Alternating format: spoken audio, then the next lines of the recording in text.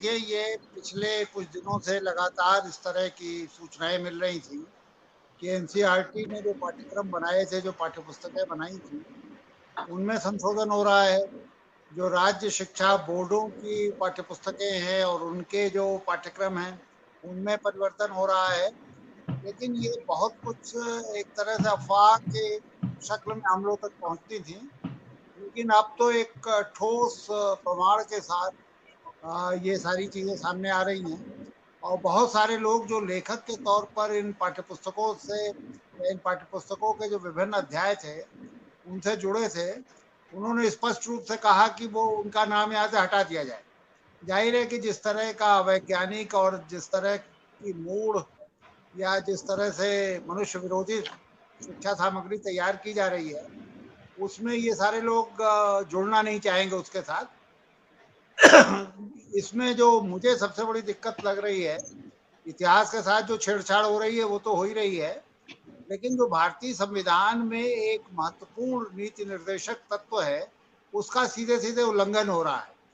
भारतीय संविधान ये कहता है कि हमें साइंटिफिक टेम्परामेंट पैदा करना चाहिए, वैज्ञानिक चेतना का विकास करना चाहिए। और जाहिर है कि वैज्ञानिक चेतना आप डंडे लेके तो कर नहीं सकते। आप पुलिस को ही हुक्म कर दीजिए कि सबको वैज्ञानिक चेतना से युक्त कर दो, तो इससे तो होगा नहीं। वैज्ञानिक चेतना बढ़ाने के लिए सबसे जरूरी चीजें थी जो बच्चों को बचपन से पढ़ाया जाता है, जो पाठ्य सामग्री पढ़ाई जाती है, जो पाठ्य पुस्तकें पढ़ाई जाती हैं, उनमें इस तरह की सामग्री डाली जाएगी। धीरे धीरे बच्चे वैज्ञानिक चिंतन करें, वो मूर्खतापूर्ण जो आपके बहुत सारे अंधविश्वास हैं उनसे मुक्त हो। तो इन पाठ्यपुस्तकों में दिक्कत यह है कि अब उस वैज्ञानिक चेतना का ही निषेध किया जा रहा है। जैसे एक बहुत डिस्टर्बिंग चीज, बहुत सारी चीजें हैं, मैं तो एक सिर्फ एक उदाहरण दे रहा हूँ। ये कहा गया कि साहब आप डार्विन को नहीं पढ़ाया जाएगा, इवोल्यूशन को नहीं पढ़ाया जाएगा। तो अगर आप बच्चे को बचपन से डार्विन को नहीं पढ़ाएंगे तो उसके मन में तो वही चीजें बैठ जाएंगी कि सारी जो सृष्टि है, सारा जो ब्रह्मांड है, सब कुछ जो हमें दिखाई दे रहा है, ये 6 दिन में बना दिया गया, या किसी ईश्वर ने, किसी खुदा ने, किसी गॉड ने चाहा और ये सारी चीजें बन गई। तो ये तो एक बहुत ही खतरनाक किस्म की स्थिति होगी। इसी तरह इतिहास को लेकर के भी हो रही है। अभी आपने प्रस्तावना में कहा कि महात्मा गांधी ने आत्महत्या की, इस तरह की चीज अगर पढ़ाई जाएगी, मुझे पता नहीं क्योंकि अभी मैंने इसे देखा नहीं। गुजरात बोर्ड के बारे में मैंने भी सुना है कि ऐसी कोई चीज रखी जा रही है। तो ये किस तरह की समझ विकसित करेगी। देखिए, ये एक बहुत लंबी लड़ाई के बाद हम एनसीईआरटी तक पहुंचे थे। आज़ादी के फौरन बाद जो पाठ्य पुस्तकें बनाई गई थी, उनमें भी बहुत सारे झोल थे। मैं एक कमेटी में था जिसमें बैठ के हम लोगों ने जो आज़ादी के फौरन बाद की पाठ्य पुस्तकें थी उनकी सामग्री का अध्ययन किया। और मैंने पाया था कि वो सारी सामग्री एंटी वीमेन थी, एंटी दलित थी, एंटी मुस्लिम थी। तो और अवैज्ञानिक चेतना से भरपूर थी।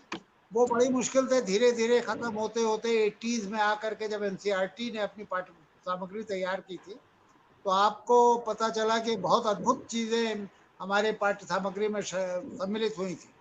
लेकिन अब फिर उस प्रोसेस को उल्टा जा रहा है और ऐसी सामग्री परोसी जा रही है जो आपका आपके इतिहास को लेकर के आपकी दृष्टि या जो विज्ञान सम्मत आपकी सोच हो सकती है, उन सब को दूषित करेगी। तो ये एक बड़ी बुरी चीज होने जा रही है। और सारे भारतीय समाज को, खासतौर से जो शिक्षा से जुड़े लोग हैं, शिक्षाविद हैं, छात्र हैं, इन सबको इसका विरोध करना पड़ेगा। ये जिन लेखकों ने अपना नाम हटा दिया उससे तो ठीक है। एक तो वही वो अपने आप को अब दोषी नहीं महसूस करेंगे जब ये किताबें बाजार में आएंगी।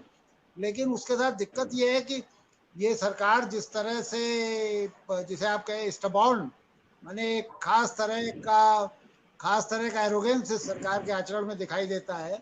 तो ज्यादा उम्मीद ये है कि इसका वो बहुत नोटिस ही ना ले। जैसे अवार्ड वापसी का आंदोलन हुआ था, बहुत सारे लेखकों ने अपने सम्मान वापस किए, सरकार की कान पर जू नहीं रहेगी और वो चलता रहा। इसी तरह ये भी चलता रहेगा। तो सिर्फ इन लेखकों के अपने नाम वापस लेने से काम नहीं चलेगा, बल्कि पूरे देश में एक आंदोलन की तरह ये बात आनी चाहिए और छात्रों को, अध्यापकों को, शिक्षा से जुड़े लोगों को कम से कम निकल के कहना चाहिए कि हमें ऐसी पाठ्य सामग्री, ऐसी पाठ्य पुस्तकें स्वीकार्य नहीं है जो हमारे अंदर एक दोषपूर्ण इतिहास दृष्टि पैदा करती है या जो हमारी चेतना को अवैज्ञानिक और मूर्खतापूर्ण किस्म के तथ्यों से भर देती हैं। तो हमें इसका विरोध करना चाहिए। आप जो वेबिनार कर रहे हैं, मैं समझता हूँ कि एक अच्छा प्रयास है। इसी तरह के प्रयास जगह जगह होने चाहिए। अभी तो मुझे इतना ही कहना है। धन्यवाद।